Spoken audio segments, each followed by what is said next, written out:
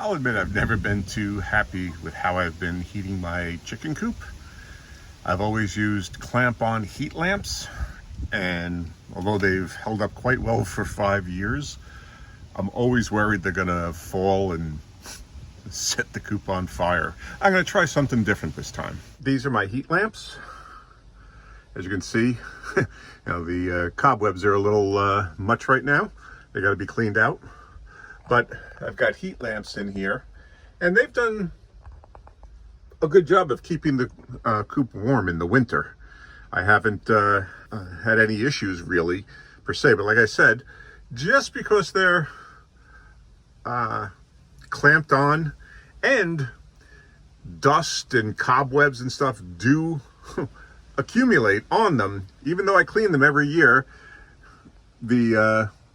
during the summertime, it tends to build up. I've always been leery of actually having these up here. And as you can see, this one is held up with a bar clamp. There's some room for improvement here. Of course, you don't need to heat a coop. It's much more of a problem to overheat in the summertime than it is to be too cold in the wintertime. But I feel bad letting them be out in the cold.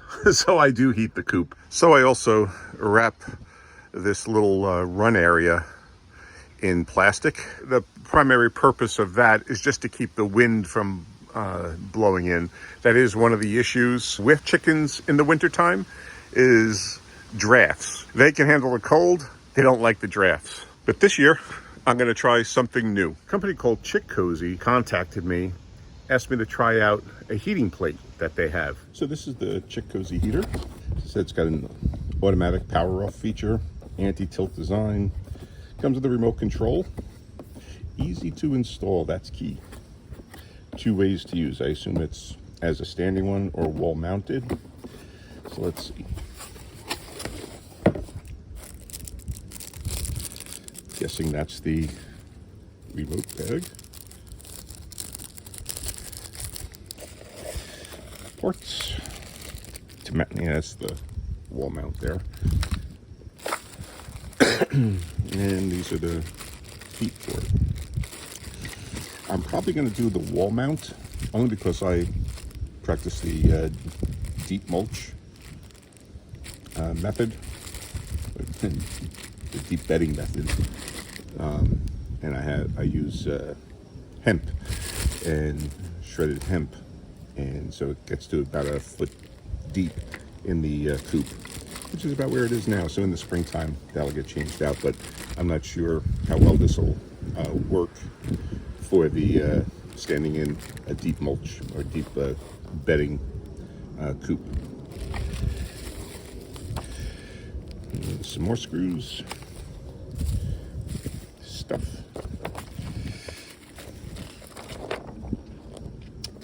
Instructions, we don't need that. It's a lot bigger than I anticipated it being, that's for sure. Pretty sleek design. See the back? And it's got two, there we go, 2 easy hangers here. And maybe I'll put the feet together just to test it out here. I don't want to install it just yet until I see how this whole thing works. So this pretty much looks idiot proof. Nothing to assemble here. Looks like it's just going to fit right into these slots here on the bottom. So yeah, you got a little channel here for this piece to slide into.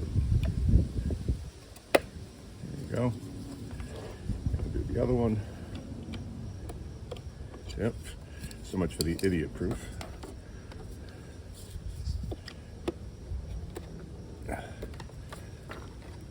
And there it is. So it stands up nice.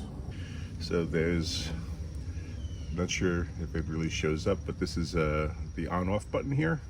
This is a plus and a minus, so I guess you can set the temperature as well. As I said, we don't need to read in manuals. So I'm gonna turn it on. Okay, 122. It says F, so I'm guessing, well, not guessing, I know that's Fahrenheit, but I'm guessing there is no Celsius option for it. So let's see if we can, yeah, you can make it, and I don't know what you do, hit the button. I'm not sure if that did it on its own, so now I'm going to have to do it again. Yeah, let's just leave it for a second. Yeah, it just does it on its own. Okay, so have the remote here, and it's got a little pull tab. So now probably raise and lower it. And there you go. Yeah, just pressing the button. So it's up to 131. We can now lower it. 124. Oh, it's already getting warm. I guess I shouldn't be that surprised, but I don't know what the temperature is just yet, but it's bearable to the hand, even though it says 124. So we have it set for 124. I've got my infrared thermometer from Harbor Freight. Set it to Fahrenheit, because we're not savages here. And well, got 145 right in the center. That's not 124. Let's try over to this way.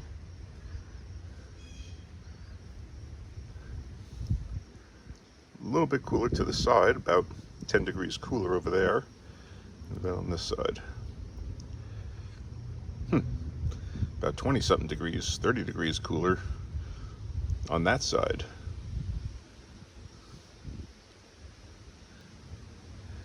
So it varies across the entire pane of this heater what it is, but none of them are 124.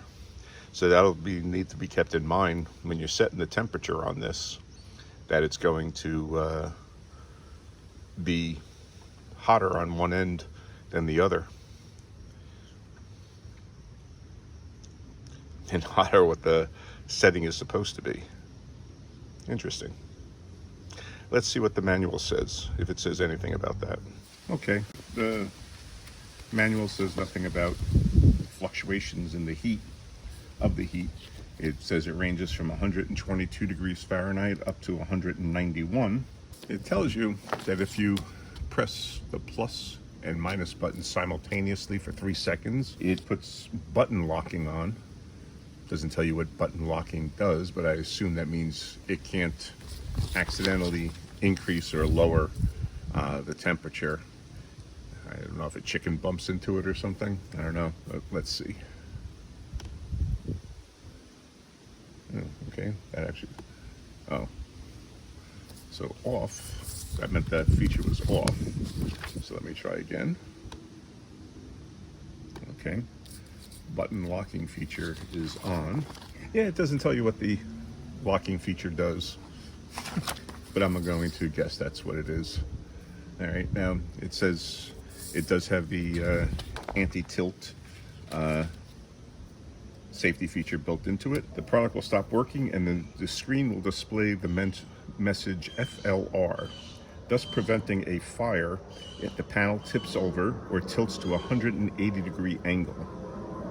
And you can actually turn that off by pressing the power button and the plus button at the same time.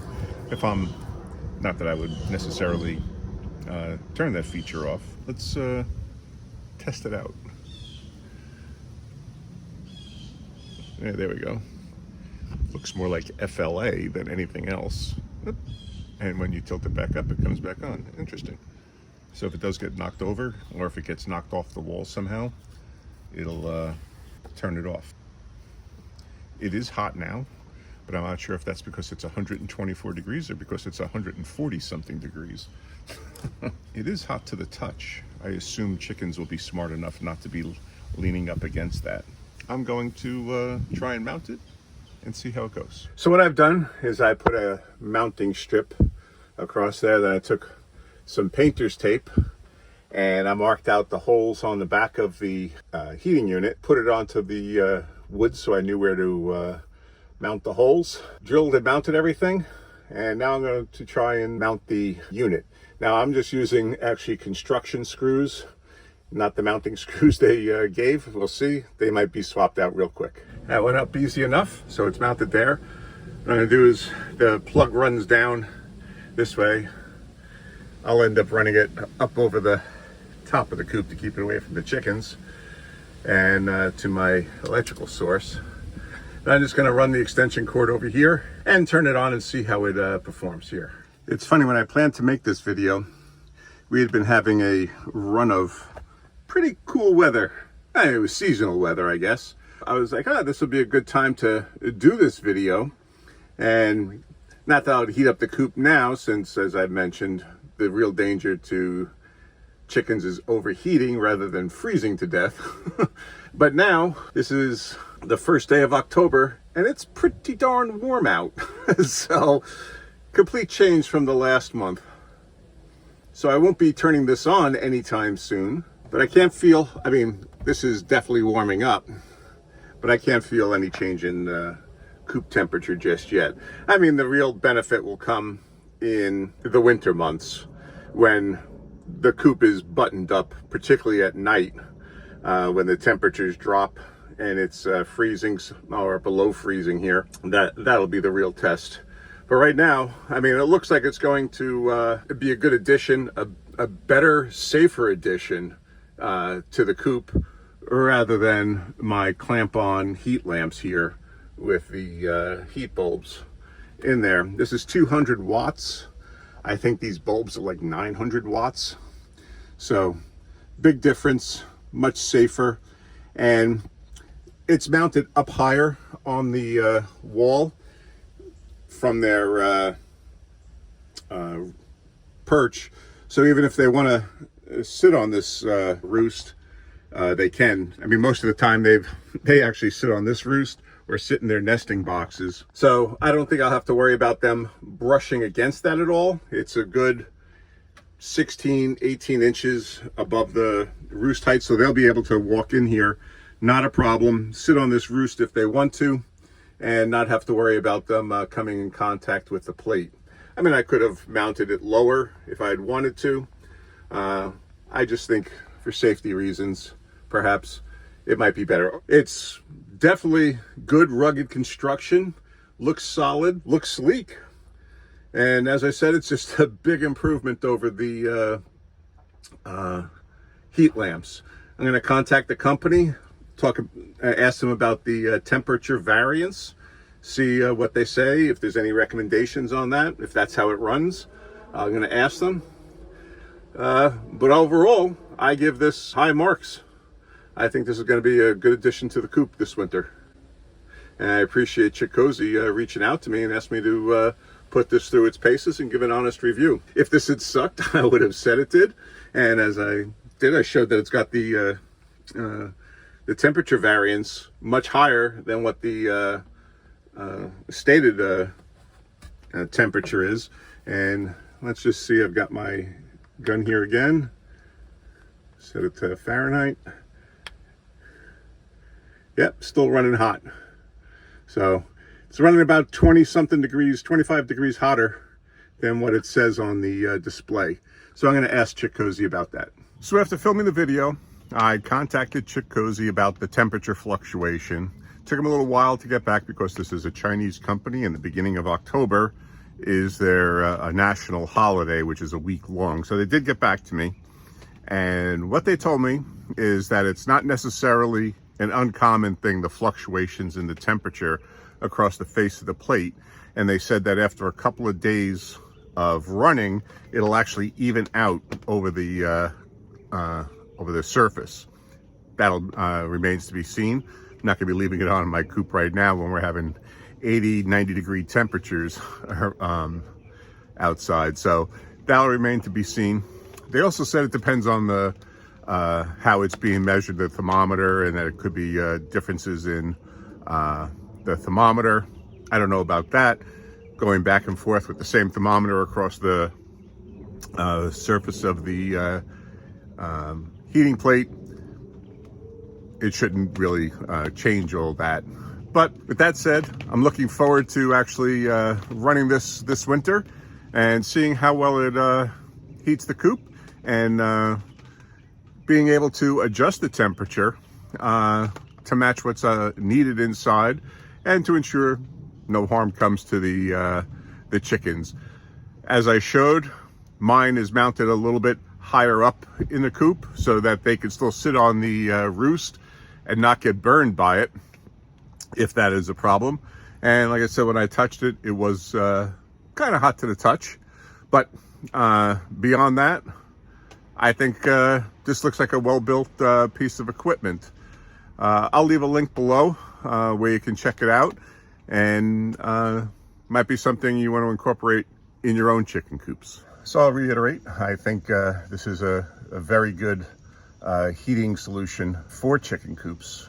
As I mentioned, you don't necessarily need to heat a chicken coop. My chickens are more like pets, and I don't think my wife would let me go a winter without heating the coop anyway. So this I'm very pleased with, and I think it's a high quality piece of equipment, another tool in the toolbox, so to speak. Okay, thanks for watching.